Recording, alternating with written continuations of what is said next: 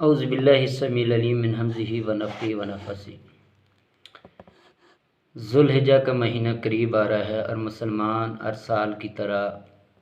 سنت ابراہیمی کو تازہ کرتے ہوئے قربانی کریں گے۔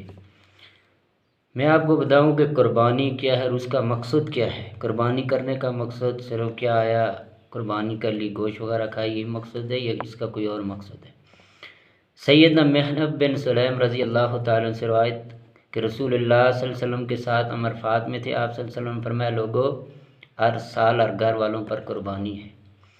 قربانی یہ حضرت ابراہیم علیہ السلام کی سنت ہے، جس پر اللہ تعالیٰ نے جناب محمد رسول اللہ صلی اللہ علیہ وسلم کی مہر ثبت کروا کر قیامت تک کے لوگوں کے لیے اس کو ضروری قرار دیا، اور اللہ تعالیٰ نے نبی کریم صلی اللہ علیہ وسلم کو بھی یہی حکم دیا، فرمایا میرے محبوب پیغمبر فصلی لربک وانحر، اپنے رب کے لیے آپ نماز پڑھیے اور قربانی کریں۔ اسی طرح آپ صلی اللہ علیہ وسلم نے فرمایا جس نے نماز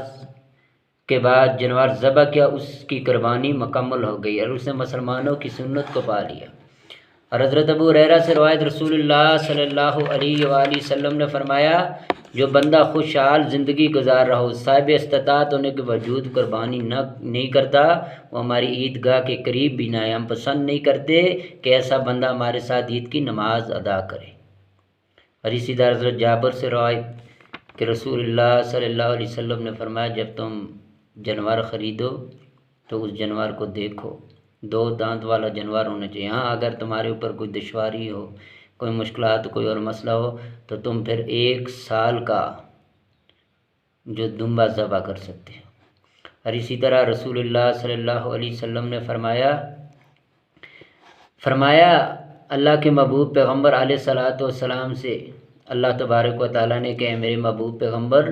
قول کہہ دیجئے ان صلاتی و نسکی و محیای و مماتی للہ رب العالمین، کہ محمد کہہ دیجئے یقیناً میری نماز، میری قربانی، میرا جینا، میرا مرنا یہ سب اللہ کے لیے۔ اور اللہ تبارک و تعالیٰ قرآن کے اندر فرماتے ہیں لن ینال اللہ لحومها ولا دماؤها ولکن ینالہ التقوی منکم، اللہ تبارک و تعالیٰ کو تمہاری قربانیوں کا گوشت نہیں پہنچتا، نہ ان کے خون، بلکہ اللہ تو تمہارے دل کی پرہیزگاری کو، تقوی کو دیکھنا چاہتے ہیں۔ میرے مسلمان بھائیو یاد رہے کہ اللہ تبارک و تعالیٰ ایسے شخص کی قربانی کو قبول کرتے ہیں جس کے دل کے اندر تقوی ہو، متقی ہو۔ جیسے قرآن مجید میں ایک مثال دے کر سمجھائی کہ حضرت آدم کے 2 بیٹے ابیل اور قبیل دونوں نے قربانیاں کی، اور ابیل اور قبیل نے جب قربانیاں کی، ابیل کی قربانی کو اللہ نے قبول فرمایا، قبیل کی رد کر دی، تو قبیل نے اپنے بھائی ابیل کو قتل کر دیا۔ تو اس نے کہا انما یتقبل اللہ من المتقین، یقیناً اللہ تعالیٰ قربانی